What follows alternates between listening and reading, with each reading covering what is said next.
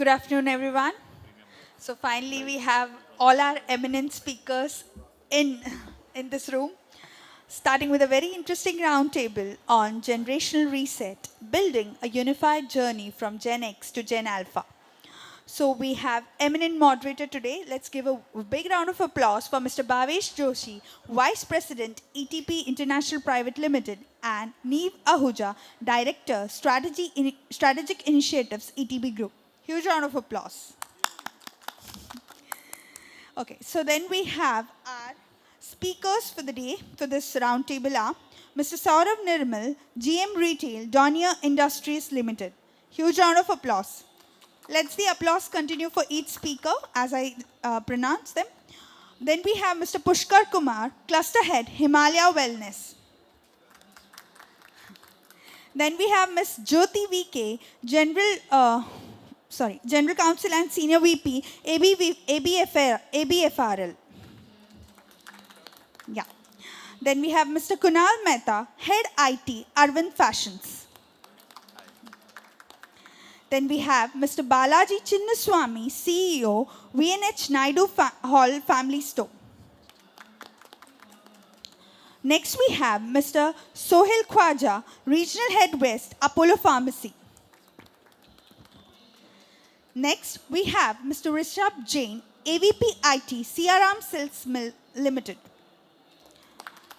And last but not the least, we have Mr. Darpan Kapoor, Chairman, KRPVT and Knockout. So over to you, Bhavesh, sir. With that, you can start your video. Good afternoon, everyone.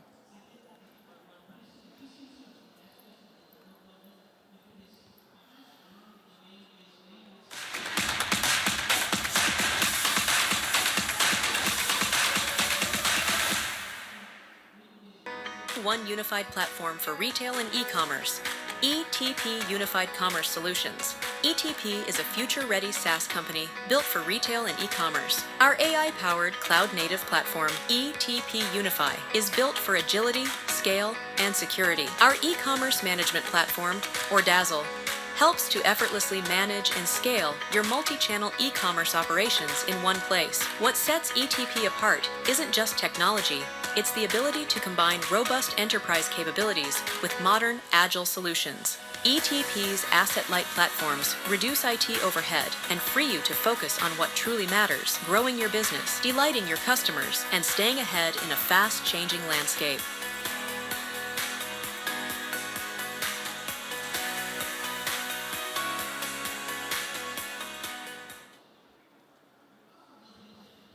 Great. I promise that's the only thing I'm going to talk about ETP. Good afternoon, everyone, and welcome. Welcome to this session. I really thank you all for being part of this discussion forum, the roundtable on generational reset. I think everyone here I've met, I think except Jyothi probably. I've not said hello to you. Good afternoon, Jyothi. And Rishabh. I've not met Rishabh as well. I think the idea is to have an open forum, open discussion in terms of what we look at the customer's journey, customer experiences, which some of you may be having some common experiences in terms of the product and the brands which you all probably carry, and some of you may have your own different experiences. So, over last decade or so, I think we've been talking about omni-channel to phygital to, experience-led retailing, basically. But there is something deeper which is happening, and where really, if you look at some of the retail businesses and brands, the shopping basket actually may be having something which is influenced by a Gen Alpha, being decided by someone in Gen Z who is basically an impulse shopper, someone like a Gen Y shopper who is basically looking at convenience, maybe price, and a Gen X who's basically going to pay the money finally, looking at the trust and value. So all of them have their own different ways of looking at product discovery, deciding, and then buying actually. So I think the idea is to be able to, go around the table on some of these points and have an open discussion and see, if there is anything which we find commonality as well as something which we can all see as a trend coming up. So how are we prepared from that perspective? It's great to have a combination of both business and IT. Some of you have got a chance to work like with Kunal for maybe 20 years plus now. I think we've been knowing each other. And I've got a chance to work with ETP for last 25, 26 years now, and working purely on the demand side of retail and e-commerce. So I'm very excited to kind of moderate this discussion and primarily go through different areas of how generational reset would really be helping and looking at the customer's journey basically, and see how we can unify it across channels if at all. I've joined with Neev. Neev is our director, part of the leadership team of ETP.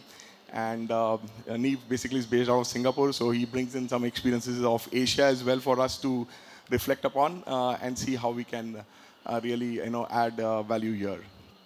So really speaking, a few anchor points in terms of how the Indian household, modern Indian household is actually looking like when we are talking about the Zen X to Zen Alpha, and in terms of how it is influencing the buying decisions of the for us actually as a retailer.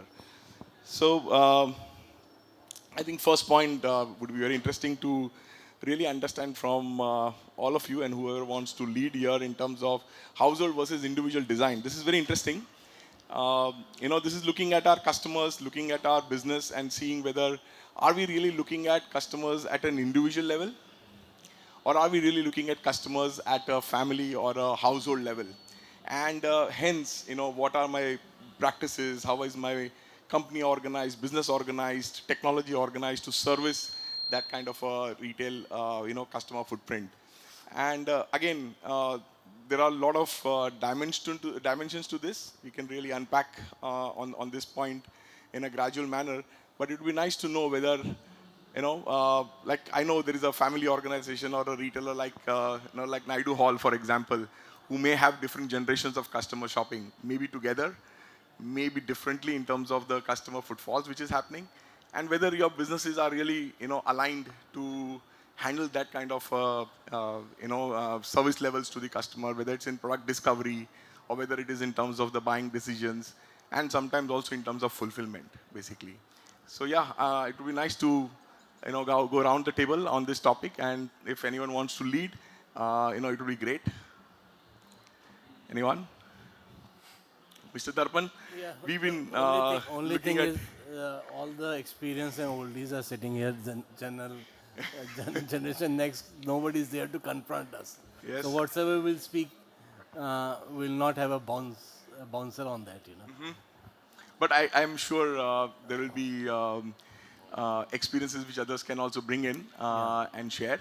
But yeah, captions have been into the market for a very, very long time and working with different brands, portfolios, and different regions. So how do you see it, Mr. See, Darpan? just in the last session also, I said I want to go to basics. Yeah. Where retail is a retail. अगर हम दुकानदार हैं तो the only principle is to sell, nothing else. So we are working on it wherein marketing on the floor level is reduced to zero. Experience at the floor level is going up. Make relationship, give customer what he wants. And do not speak too much about your other products. Don't speak about your schemes, promotions. Sir, ये ले लोगे तो ये मिलेगा, ये ले लोगे तो ये मिलेगा. Just cut this off. Reduce the timing at the billing station. Don't ask him his personal details. Don't ask him anything. But yes, of course, if the personal details are given with a one request, please go ahead for it. Otherwise, next request, don't do it. Don't ask for it. So what I'm also trying to say this, that of course, the next generation which is coming into retail, coming with more ideas, more this thing, and they are also important. Ignoring them would also be. So we have to have something balance between the real retail and then retail through AI or retail through data. Data is of course very important. On traditional retail also now the data is used through loyalty program, his buying pattern, his knowing this. So our purchases are all based on the data what we get. which store sells, which size sells in which state, Yeah. which color sells in which store and all, in which market. So AI is playing a different role, and sales staff or at the consumer level, at the store level, they play a different role. Right. So online is a different game together. We can discuss this later. But Over to sir, you. one key aspect of this point here is about: do you really track your customers in terms of individuals versus family? Like some of the retailers whom we work with across regions, they have this whole philosophy of cradle to grave. Like if I have a customer, I'm tracking the customer from childhood to, let's say, they till they grow older. But the whole point there is to be able to look at who's the influencer then, right? So it would be nice to hear your So thoughts. just today morning only, when I took the flight, this gentleman and a lady sitting in next to a front seat. Yeah, yeah. The gentleman came to me and he said, "Are you Mr. Kapoor?" I said, "Yes." From Capsules. I said, "Yes." He said, "We've been shopping from your store since the childhood, Nice. and now our children's shopping is also done from it." So we have built that kind of a relationship with the customer. Amazing. All those retailers who are sitting out here who has been there in the retail from last 20 years, the only philosophy was build relationship. बंदा कमा लो, पैसे अपने आप आ जाएंगे. Fantastic, fantastic. What a lovely thought. Anyone, Mr. Balaji, you want to add something? Yeah, good evening. Hello. Yeah. Yeah, we are 86 years this year. Wow. Right? Yeah, the building trust and people, we have generations of people coming to us over and over again. But what paradigm shift, like now, we need to keep ourselves updated and adapted to the current trend, or else we wouldn't have survived these many years. But what we see as a huge difference now is the decision makers are not the parents anymore. Yes. Gen Zs have their own preferences, their own likes, dislikes, very strong, and the parents are not able to influence them in ways like vice versa. Yeah. So how do we adapt to that? How do we understand what they need? And they are very, I don't know for a better word, like they're very finicky in terms of what their likes and dislikes are. Right. So how do we adapt to that is the key to success in challenge, this yes. particular thing. Yes. So that is what we are also trying, and see we are predominantly a lingerie destination. So for lingerie, we're a multi-brand outlet. Right. So in that segment, what we are trying to do is these Gen Zs need a guidance. You need a thing over and above the digital thing where they see the content. Beyond that, touch and feel, the fit. Right. All these are all the areas where we train our sales staff to become fit and fashion consultant, Right. and we give a fit session, free fit session for them. So these are all the value additions which we feel is kind of adding value to them, and these are all the areas that we are moving and working on. Fantastic. Thank you. Thank you. Anyone? Yeah, Yeah. please, sorry. So I am from healthcare background, so Apollo Pharmacy, and we have more than 7,000 stores as of now across India. Wow. So that is the scale we are operating with, and it behaves very differently than what you all might be thinking about, and you know that. Yes. And for us, the older the better. So that is how, unfortunately, it works. But having said that, and the decision makers are not the customers for us, because a person cannot decide what medicine he wants to buy, and there is of course no impulse. Impulse is to the extent of OTC or wellness or supplements to that part. But then in the core categories there is no impulse or so scope for impulse. As I said, but the decision makers are not the people, it is the doctor. But having said that, the purchase decision, where to buy from. So these days the younger generation, they have a greater influence to them. So I see in, for example, Pune and Bangalore and many such cities, especially the people from IT sector and all, they are working in those cities, and their parents are living in their native towns. So they are ordering medicines for them, or doing that kind of buying decisions sitting at their places. So that thing is very relevant Absolutely. in our industry. Absolutely. You have got so many channels actually. I mean, you Yeah. not only physical and online, but your apps. Like you said, a family member is actually ordering for someone else. So whom do you target when you have to, let's say, open a new store, for example, in a particular demographic? So I think that really adds Yeah, up. and To in that sense, the family gets involved. yes, yes, Per se, yes. in that sense, the entire family get involved in the buying Right. decision.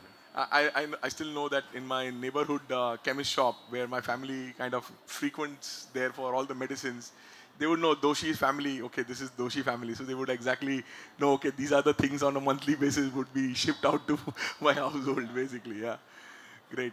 Anyone else wants to add in thought? Rishabh, you have something? Like this alpha generation is more AI based now. Yes. So and Gen Z, they are more digital now. This generation is come to purely on the AI based. So they are doing so many recommendations. They are before buying, they are seeing so many analysis. Then finally they can give the our recommendation to the parents also. Right. We have to follow this one. And in a similar fashion, they are going for the family kind of not single. So they are you can say, if I'll take the example of loyalty, they don't want to go the single our mobile based. They want to okay, family based something loyalty should become, Right. and so at least we have a cumulative kind of benefit. Right. So these things are getting changed with the generation, in terms of expectation, in terms of their buying behavior, in terms of their thinking also. Right, right. Actually, that's a good segue to the next point, which we have in terms of consistency across touch points, like you kind of, mentioned, and it would be good to know both from business and tech point, where does consistency really break down most when customer moves across channels? I think this is something worth reflecting on, and really this is where experience of a brand or a retailer comes into play, right? So if I have a particular price point online, whether it's the same, if I'm going to shopping in any other channels with marketplaces, now we are so much kind of used to looking at comparisons and all, and then take a decision. Price consistency, for example, could be the first trust point that whether it's really the consistent across different channels. Then I'm actually looking at who's the seller, even if it is on for a marketplace which we are buying. So it would be good to touch upon this topic. And Kunal, you have some thoughts there? Yeah, I think for us, for most of the large retailers like us, this becomes one of the most crucial points, right? Because you're selling across multiple channels. You're selling online, offline, marketplaces, shop in shops, Yeah. uh, for every possible combination, right? Distributors. Yes. So over there, this becomes one of the most important things, because you want to have the right promotion, the right sales price across every single channel. Along with that, what becomes very, very important is also the customer experience, Yep. right? Of the product and the ethos that what that product really stands for. Yep. That's one of the reasons why we're moving out of having a single platform like an N now and moving into individual websites for each of the Right. product, because you want to give a different experience for US Polo vis-a-vis a flying machine, or Yeah. a Calvin Klein or a PVH, for example, Yeah. right? So it's very different from that perspective, and it needs to be frictionless Yeah. across Yeah. all the platforms at the same time. So that's very, very important to have that experience in place. And in all of this, if I can bring the inventory part into play, the most crucial part, right? Yeah. Having the right product at the right place, at the right time, across channels, and having the understanding of what's available where. Yeah. Not just in that channel, but also if I go to the store, if I don't find it, do I have the capabilities in the store to recommend the customer to either move to another store, Yeah. or have an endless aisle Yeah. within my store to give Yeah. that option, Absolutely. right? Absolutely. So staying connected with the customer at any point of time, Yeah. engaging and making sure that you're converting a lost sale into an actual sale Yeah. is very, very important. So yeah. Absolutely. The trust plays a very important very part. interesting. I visited a lot of the stores of the brands which you called out. Yeah. I always wonder, does the store team actually has the visibility of what's the online content, or I think that's something which we always, Yeah. from an IT point of view, that's our wish list should be consistent. But do you see any challenges there? I think most of the retailers face that challenge Yeah. today. And I think everyone's still working on that journey, to be very honest. I don't think anyone's really cracked it completely. Yeah. Most of them, have worked on data warehouses Yeah. Data lake. individually. Yeah. Everyone's now trying to move towards a data lake, a single data lake across all brands, Yeah. and get that end-to-end understanding of the customer. See, also, you have to understand when you have multiple brands, right, at different price points, which customer keeps moving from which price point to the other, that becomes very important. Yep. If I'm in college, probably flying machine works for me because it's a little cheaper. But as I start working, my aspirations change. Yeah. So I move to a US Polo. There you go. And then at some point of time, I want to have a Calvin Klein or a Tommy Hilfiger. Yeah. Am I understanding that customer and his journey over a period of time and engaging him constantly? Even if I'm moving out from one brand, am I moving him to another brand and keeping him Still your within customer. my- Yeah. Yeah, Exactly. So that's the other important part, and for that it's very important to capture the customer details well and keep engaging. Yeah. So customer data becomes very, very important. Yeah, But absolutely. the biggest challenge is now also going to be around DPDP Yeah. going ahead. So that's going to be one thing that all retailers will have to be very mindful about. Yeah. Of what do you capture and how do you utilize the data at the right time. Absolutely. I think that's Here good. I would like to add something Please. to Kunal. They have done an excellent job in converting their stores in online sales, marketplace. Thank you. I've seen so many brands. I have 2 outlet stores in Sangrur. Okay. From there, 60 to 70% sale is online. Wow. And what they have done is a very smart thing. They are not discloses out there, but they have done a very smartly. They have done the online this Oh, fantastic. without disturbing the without affecting the Yeah. offline retail experience. Oh, great. There are 2 different things working Yeah. together. But coming to the consistency aspect, generally, what is a normal complaint or a usual complaint you would find from a customer when it comes to consistency between online offline? Is anyone wants to share on that? Sorry, Pushkar. Yeah, Pushkar. Yeah. Of course. Thank you. Yes, I'm taking. Yeah, Pushkar. Offline and online, only Yeah. the price factor will very much effective. Yeah. Okay. Just for the adding for him, what he has said, 2023, we have started online. Yeah. Okay. Now, online is giving 12% contribution to my wholesale. Wow. Okay. That's Earlier great. just started. Only because of the targeting Gen Zs. Okay. They believe in speed and trend. Okay. Right.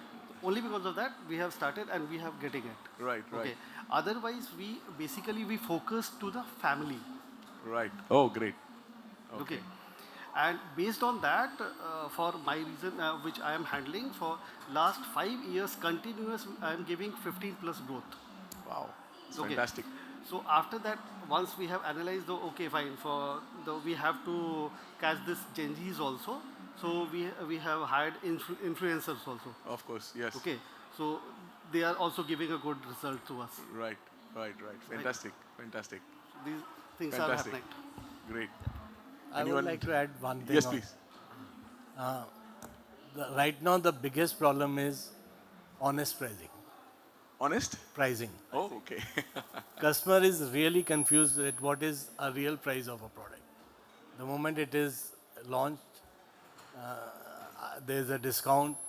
So sales staff also is not very sure whether he is selling the product at the right price, which is going to reduce in 2 weeks' times or not.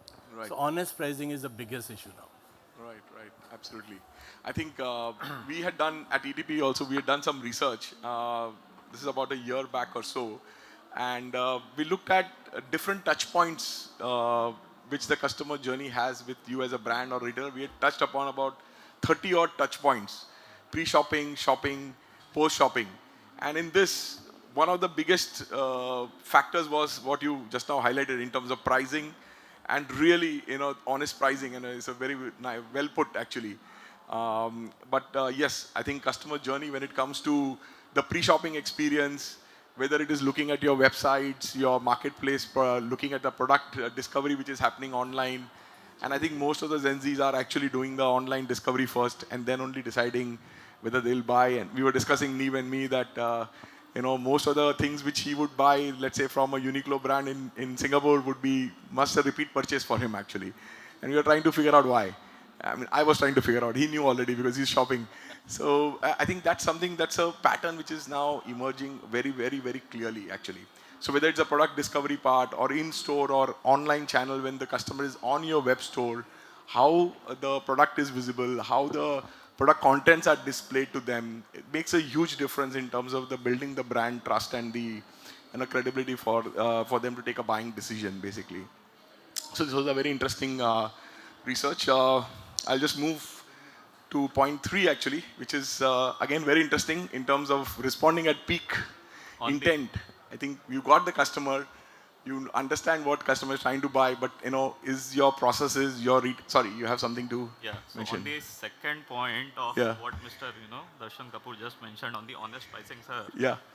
Now talking about my brand, which is called as Neo Stretch. I am the newest kid on the block, wherein I started retailing probably as late as 6 months back, and that is where, coming from the the good household, which is say Donia Grove, and that is where we are trying to build a brand in the price bracket of say about premium positioning. We are calling ourselves as affordable luxury. Now, why I'm touching upon this honest pricing point, this point is basically, if you see any startup brand right now in the market, they come in the the market calling themselves as the honest pricing, and so are we calling them ourselves as the honest pricing. If you benchmark our product, which is like very high stretch apparel, versus any of the the legacy old brand, for example, the brands which probably he is having in his portfolio, if at all there is some amount of high stretch garments which are there as part of his portfolio, the average ASP is going to be much higher, probably as 50-60% higher than what I am actually kind of offering in the market. And if you see that, the lens from what it is being sold, a very like-to-like product versus what I am as a new brand trying to offer that product as a, I am calling myself as a, the probably an honest pricing brand. But having said that, cut to USS kind of a month wherein, entire brand and that entire mall is under offer, and there comes the dilemma. Should I continue to hold on to my, the promise which says, you continue to be honest, don't give any kind of a discount, and therefore don't get any customers walking inside your store. That is exactly the confrontation which we are probably facing as late as last month, wherein EOSS happened. And initially for 15 days, we were like, we will not give any kind of a discounting. Suddenly the sale levels which it was happening fallen drastically down. And there, as a retail probably guy seeing this business for last almost 20 years, I mean, you have your fixed costs which are already built into that store.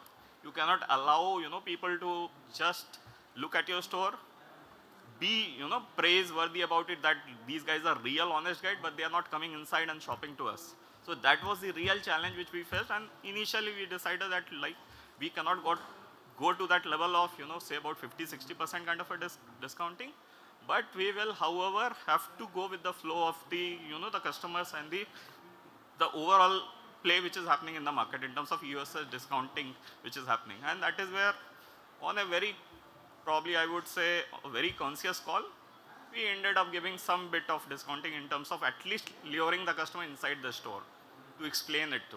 So again, these are the real hard fact challenges which are sitting in the market. Any brand calling themselves as honest pricing had to fall in that trap of, the EOSS cycles, and then, you have all the offers which are going on for this 12 months kind of a cycle. That's the ecosystem we are dealing with here, right? And I think we are all either adding to it or trying to simplify it actually, I would say, in that sense. But yeah, understand, I think new stretch seems to be quite promising though. Yeah. So I'm sure one more USS and you've seen the whole year through and finalize your strategy on pricing and promotions there.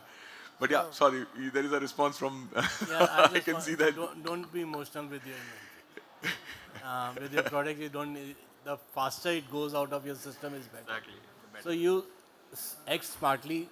There will be only 4 to 6 winner styles, and 4 styles will never get a customer or will get lesser customer. The moment you have inventory which is moving slow, start discounting it even in the middle of the season. And broken sets and sold out stocks should be discount immediately and flushed out. Right. Don't keep it with you. Right. In Sorry, our yes, ma'am. in our case, the slight thought process was that we were trying to project ourselves as a core kind of a brand. Now in India, core brand as a concept in itself is like a very challenging kind of a concept. Like you cannot have something which is lying on the floor for almost about 12 months, and that is where that is again coming as a challenge for us. Selling. We buy what to sell, and we manage our overall stock with 90 days, 60 days at the store and 30 days in the warehouse. Very So impressive. we've been doing that. So as a brand policy, we don't want to, and customers do value that. Yeah, absolutely. Whenever we have an end of like an anniversary sale, which once a year, we get a huge footfall. Just for that 15 days, we do. We don't. Our marketing is also only through what SMSs and WhatsApp, or influencer marketing. Right. So people do recognize that, yes, but it is tough. There is a bit of dead stock. We try to clear that during our anniversary sale. Very, very interesting when you mentioned about for selling at full price. One of our customers into apparel, own brand manufacturer, we were having one of the project meetings where we were implementing a solution, and a merchant wanted to discuss on the promotions management. And we said we can do so many things and all. But then no, I don't want to do promotions. Tell me how I'll do full price sale. Pricing. Let's talk about that. Let's talk about 1 hour on that and maybe 15 minutes on what you want to do on your promotion. So I think that's the key when it comes to being a brand owner. How you retain and restore your ethics of your brand and the way you've looked at it. Yes, you have to tailor it to the regions and to the markets. But I think core principle there still remains that you're a brand owner, and then how do you look at increasing the value there for the customers? You mentioned about 15 days of anniversary sales, and I'm sure that 15 days would be a peak footfall for you. The next topic which leads in here is in terms of actually managing the peak intent. Whether it's the EOSS or whether it's the anniversary sales like what you mentioned. When customer intent is the highest, and whether it's online also. Many a times it's 11/11 sale, 12/12, and we've seen that across the markets actually. This is one of the biggest challenges we have seen retailers have, where they possibly have an order but they're not able to fulfill in time, for example. Or, the product reaches after the season is, or let's say a Diwali period is there and, after the Diwali day is over, the delivery happens. Those are the challenges which we all deal with. So it will be good to know, how at an organization level, for example, let's say a very simple basic stuff and then we can go deeper on that. Like, can store access an online order if a customer is really there at the store? Can they really fulfill the order, and can they really make an instant decision? And then, the lead up to that is actually how do you organize your merchandise, your inventory, and so on to meet those demands. And those demands, we will always have a cycle there, right? Business cycle there. So, yeah, sorry, go ahead, Kunal. I think we're doing a good job on that Yeah. one, and it's good to have a good sponsor right here, one of the largest customers of ours saying that I'm doing a good job. So I think that makes my job that much easier. But we're getting better. So I think in the next 3 months you'll be a more happier customer on that part. Look, I think nobody likes USS. Yeah. Right? Every retailer, when he plans for an USS, it's a headache, right? Because you're losing margins. That's number one. You really want to plan for the big ticket days like your Diwalis or Independence Day or Ugadi or whatever else, right? That's where you want to actually sell your customer products at full price and have a happy customer. Most of the investments or tech should really be around supply chain, Yeah. number one, and really merchandising and planning well. Right. Right? Making sure you're really merchandising your products for the right stores, in the right regions, etc. And truly giving the omni-channel experience. Yep. That's number one. You need to have stores who are happy doing their own sales, but at the same time create that healthy environment where if I don't have it, I go and recommend it to the next store, And that store could be a Coco or it could be a Fofo or anyone else, right? Because you don't want to lose the customer. That should be the important purpose of the whole thing, not whether it's my sales or it's an online thing or whatever. And also figure out how your margins are going to work. So even if the online sales comes to my stores, is my store getting credit for that? There you go. Yeah. Because at the end of the day, it's that end touch point which counts, right? Are you implementing endless aisle very well in the store? Yeah. How well are you training your stores in terms of the tech that's implemented? And that could be another very, very important reason, which I have seen failing a lot of times, that you've implemented tech, but it's not trickled down the chain, right? And it becomes even more difficult because of the attrition rate that most of the retailers face. In the offline channels. So making sure your retail operations, your tech, all of these players are very well aligned in the business. It's very, very important. Absolutely. Absolutely. Anyone wants to add?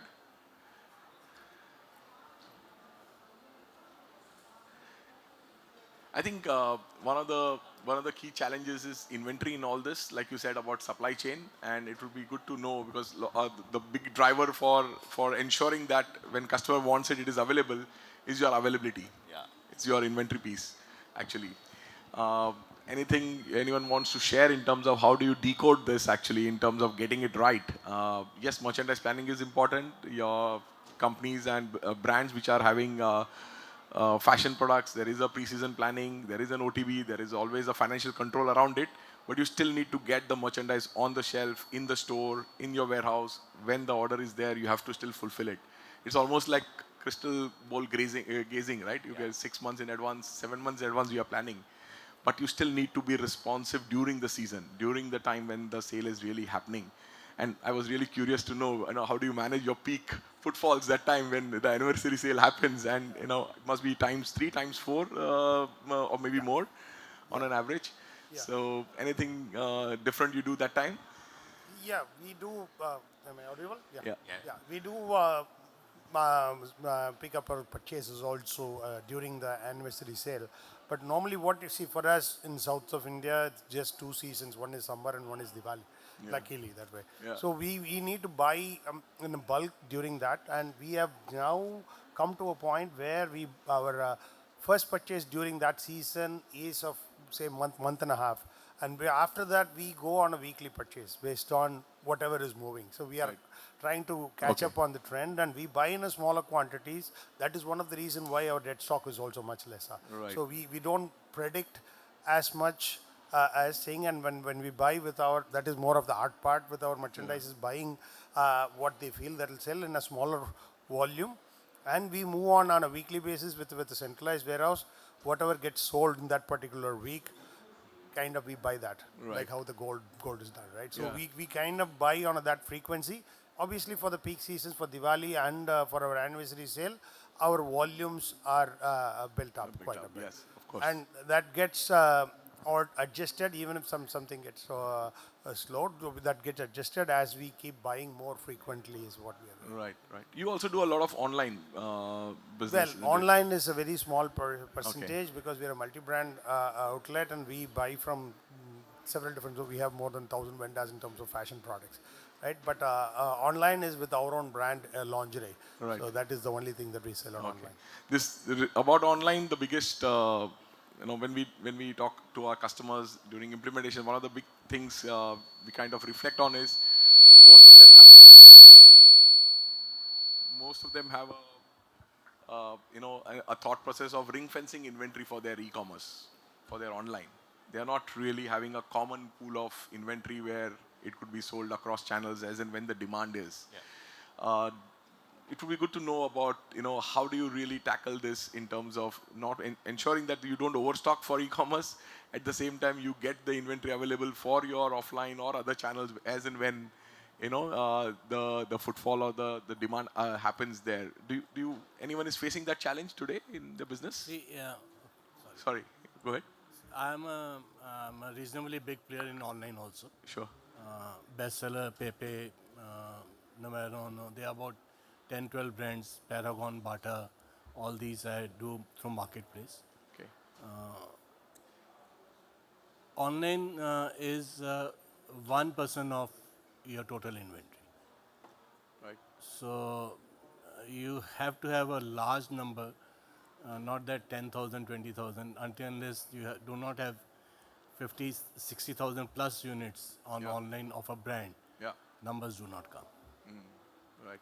So if anybody is to be there in online, has to have a large capacity to stock the goods, warehousing, and experience and expertise how to tackle not how to sell, but how to manage the returns. Right.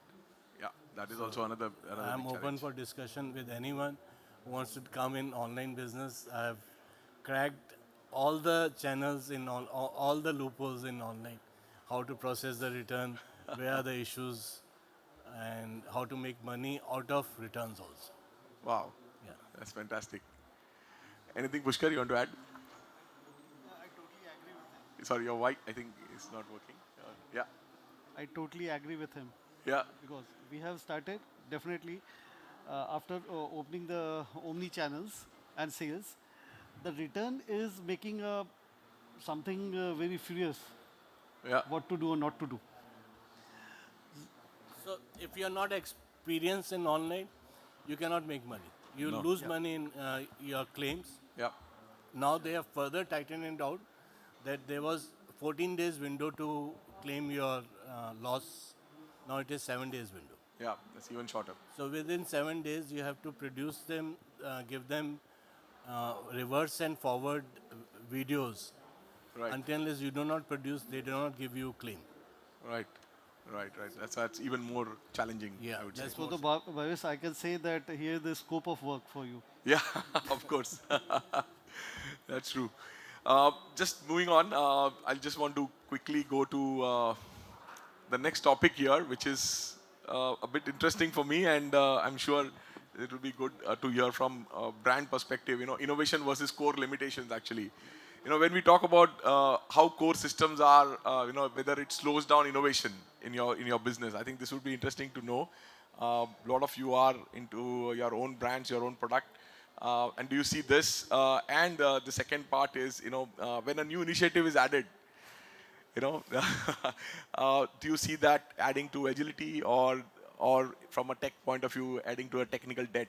Because I think looking at the way the customer buying patterns have changed and are dynamic in today's day and age, when you also innovate on product, on your process, on your organization, capabilities, I'm sure this kind of challenge may be there for your organizations when you are talking about scaling, growing, whether it's in terms of geography or product range which you're offering. You must be, innovating in different ways. Do you see that? What are the bottlenecks basically in that actually? So it would be good to hear from your perspectives. You want to add anything? Um, See, I think for any tech to come in, you need to have an ROI in place. Yes. Most importantly, right? I think a lot of times you can't get into the FOMO of just adding a tech because everyone else is doing around you. It's very important to make sure that you're adding tech which is going to add value in terms of your organization's capabilities, initiative, Yeah. strategy, long-term roadmap, etc. Right? And then it's very very simple, right? Because if you're working with your business partners and your function heads, Yeah. right? If the ROIs is put in place and you know exactly what you're going to get out of it, then investments become that much simpler. Yeah. A lot of times you simply do not have the tech, or you have a tech which is very half-hearted, which is not really solving the purpose end to end, Yeah. right? So then moving out of that, getting new age tech is, I think it's very easy. Yeah. But you need to have the business sponsorship and you need to make sure that it's not IT who's driving Yeah. the tech. Yeah. It's a business. You can be the enabler. Yes. You can be the driver for it, Yeah. but you cannot owe it. Yeah. And you should not owe it, rather. As far as it's the business who's signing it off and making sure it's working and they are responsible for it, I think you're sorted. Fantastic. But you see, when it comes to tech, let's say, I mean, we in the last 1 year probably I've made maybe 50 different presentations to retailers and e-commerce where their ask was AI-based product recommendation. A very small, simple topic being floating around for ages now, I mean, I feel. Yeah. But when it comes to real implementation, the business acceptance of that, it's always a challenge. Challenge in terms of not that they don't know how AI will work. It's just that whether I trust it, whether I have that, wherewithal within my business team to be able to understand, and enable it at the ground level. AI, Yeah. agent, I think Jyothi AI, has something to add. all Yeah. fancy terms, Yeah. right? At the end of the day, what does it do? It Yeah. solves a business problem, Yep. right? If you've not understood what that is and what are you trying to solve, no tech in the world can help you. Okay. We work on multiple business cases today, right? And we're Yeah. trying to put a lot of agentic AI into place, a lot of RPA bots into place for automation and Yeah. things like that, right? But if you've not put down the process and if you do not know what is the end result of it, Yep. it's never going to help. So, there are a lot of CXOs who come in and they hear something and now you've got your chat GPT and perplexity and everyone types in and, 50 fancy things come out of it. The next thing, they just want to ask questions without even understanding what it means for them. Yeah. Right? So you have to draw that line somewhere between what is your aspiration to just go and tell the world I'm doing this and what you actually need. Yeah. And that is where the problem is. If you've not drawn that line, you will have 100 projects that you're running together and not succeeding in any. Yeah. Or you're doing 10 focused projects Yeah. and you succeed in all. Yeah. So that's where you kind of draw the line and make sure you've got the right investments in place and Yeah. you success. Right, more business successful sponsorship in what to you it, do. Yeah, basically. absolutely, 100. Jyothi, you wanted to add something? Hello. Yeah. Yeah, yeah. So I'm from legal. Okay. Unlike you, my thoughts are different, of course. So on the innovation part, what I've seen is one, of course, the use case. Sometimes, if it is not clearly defined, I Yeah. agree with you, sir, that if you are really not convinced that this is a use case that we need to address our business problem, then we tend to go wrong. Yeah. But I'm talking about cases like, again, I don't want to be quoting any particular project. Yeah.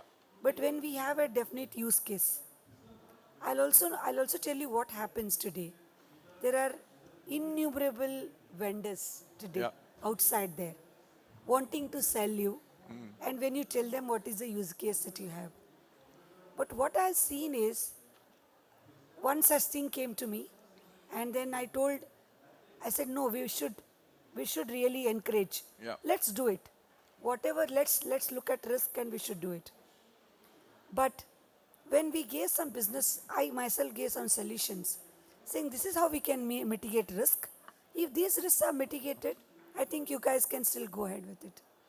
But what I noticed was the vendor himself didn't have the capability Right. or sometimes didn't have the understanding of the risk that he was dealing with. Right. I've seen that. Yeah, yeah. Okay? And we are telling them, we are tutoring him, telling him, this is how you can perhaps, mitigate risk. It took a very long time for us to coach him, Yeah. convince him, Yeah. and engage him, which was the other way around. Other way around. You onboarded him, actually. Yes, we onboarded him, right? And in that whole process, sorry to say the onboarding still has not happened because it's going on and on. A Right. thing that was supposed to be onboarded 3 months back is still, hanging in the air. Right. It's only because somewhere somebody wants to make it happen, but there is no readiness or lack of, readiness on the Right. other side. I- So, yeah. answering your questions, such are the cases where Yes. systems are slowed down. Yeah. Because, like somebody else otherwise would have just simply said, oh, come on, I would have done this by actually doing this shoot on the place and stuff Yeah. like that. Why did you ask us to do all of these things? Right. Right? Somebody who thinks traditionally would have I think one of the got things really which we see, tired. Jyothi, to your point and to add to what Kunal mentioned, is when we are bringing in any innovation, I think the key is how simplified it is. I think there is always a business case to start with sometimes, but sometimes you have to simplify it for the business to a granular level so that the adoption becomes easier and onboarding becomes easier, because it's very easy. I mean, it's always a challenge. There will always be a resistance to change when we're talking about, handling let's say a customer who is an in-store. You want to, increase your UPT by X percentage. You want to have your ASPs increased. There are various, strategies at a CXO level you would want to implement, and it's already planned. But then at the front end, whether it's getting executed, okay, with the tech, with the information, with the processes, or whether it's getting diluted, that's the where the challenge lies when it comes to, actually execution part. Here, of course, the thought here to share with everyone was, if I'm introducing anything new, whether it fits into my core, whether the core goes through a change in terms of the overall, go-to-market, so as to say, and how do you actually enable that? And I'm sure this will keep every 6 months you will come up with something new, which will be, maybe radical, may not be radical, but we have to be in tune to what's happening in the market there. So yeah, I think I've just got a 5-minute closure time now. So just a closure, I mean, last point, and we can probably wrap up after this in terms of future readiness and core evolution. So we can keep it a little bit more round. We can go around the table in terms of, how do you see the retail core evolve fast enough, and looking at the various generations of customers which you are addressing in your product portfolio or brand portfolio, and what is it that one thing you feel in next 2 to 3 years will help, or that's the alignment which you are looking at in terms of servicing your customers. So basically future readiness is what would be good to know, and maybe we can just do a quick couple of minutes. We with Balaji first. Yeah, we need to constantly keep updating and adapting. Currently, the change has been, the 85 years, the organization must have seen quite a lot of changes, but the only difference now is the fast, at the pace at which the change is happening. Yeah. And the next gen being the biggest challenge for all of us. But what we are also doing is we are see the offering to the next generation in terms of the product, in terms of the service, in terms of the content, in terms of even the ambience, overall shopping experience. Everything needs to be upgraded. Right. But keeping in mind that is a smaller percentage of your whole overall customer profile, you cannot become irrelevant to your existing customer. So that is something we need to be very, very cautious in doing. Yeah, and tech plays a very, very important role, especially with the AIs and all those things. So how do you balance all these things without losing out on your current customer profile? Obviously, you need to add on the new ones also. Absolutely. So that is something we are all grappling with today. Great. Thank you, Balaji. Rishabh? So, anyway, we need to finalize the tech for the long-term basis, at least for the 2-3 years, which we are going to decide for the organization, and need to be focused on the customer, who is your actually customer. Like example, today we are talking about the alpha, so we have to accordingly we have to provide their experience also. Because alpha, if something is looking like they are more in the gamification, they are more in the digital, they are more in the AI, they are more in the trial. So we target the customer. Based on that customer, you need to decide the tech. And anyway, backend infra is always required, like demand, supply chain. You need to you have to take a call based on the your business team, their the common digital literacy, because we have to see their digital literacy also very important. We can finalize n number of tech, we can give n number of tech, but if the team is not able to handle it, they are not digitally literate to handle, all the tech is going to be fail. Yeah, that's true. This is my submission. From my side, all systems can work properly if business can be helped and they can use properly, and it is get configured properly. Sure. Great. Sir? So my take would be that if you are an offline player, be expert in offline. If you are online player, be expert in online. If you try to become online player through offline this thing, the moment you will make your inventory live, stockouts will happen. Yeah. so then the whole thing goes waste. Or you have to be a creator of a brand wherein from the inception you have the control. You can do cataloging the day the designs are, the production is made and the photographs are clicked. So there you can do it, but if you are an MBO player, don't touch on it. Great. Thank you. Jyothi, anything you want to add? So a couple of things from my end. One is the way I look at it is, if you look at this whole revamping holistically, Yeah. then perhaps you will move much faster, though it might look really overwhelming. Otherwise, if you start looking at it in bits and pieces, trying to put jigsaw puzzles together, Yeah. perhaps you will have more bottlenecks along the way. Yeah. And the second thing is, you know, it's important for us to understand the risks even before we get into it, instead of solving it later or whenever it comes. Like, saying it, okay, let's take it by the year. Yeah. I don't think the emerging techs will give you the luxury of time to do that. You need to think now. Right. And that's why one has to be very careful about not getting trapped in FOMO, Yeah. which I would say that, like somebody was saying, sorry, I'll take just Yeah, yeah. 30 seconds more. Somebody said, like, I want, build a website, but I want AI into it. Meaning, why? Right. Really, do you need AI? Do you really need ML? Do you need some traditional, AI? What exactly do you need? Right. The thought clarity has to be there instead of simply saying, okay, I'm going to miss the bus. Right. Absolutely. Absolutely. Thank That's you. a good view from counsel perspective, legal perspective. Thank you, Jyothi. Pushkar, Pushkar, go ahead, Pushkar. So my submission will be that now that if we are focusing to Gen Zs too much, Yeah. it will very costly, and because their mind is very frequently change. Okay. Okay, and if we are changing according to them, na, it is costly affair, That's and it is interesting. not fair, fruitful for us. Yeah. Because after the certain age factor will also depend. Yeah. Once they will cross the Gen Z and become a millennial, na, then the behavior will also change. Right, of course. However, definitely AI and the future is coming, technology coming, this will affect us. Yes. But definitely, frequently change, focusing on Gen Zs only, it is costly affair. Right. So must to be avoided, but we have to do it in little matter. Sure. Great. Thank you, Pushkar. Swell. Yeah. So, see, customer is no doubt evolving at a very faster Absolutely. rate and pace. We do not have any option to say no to that.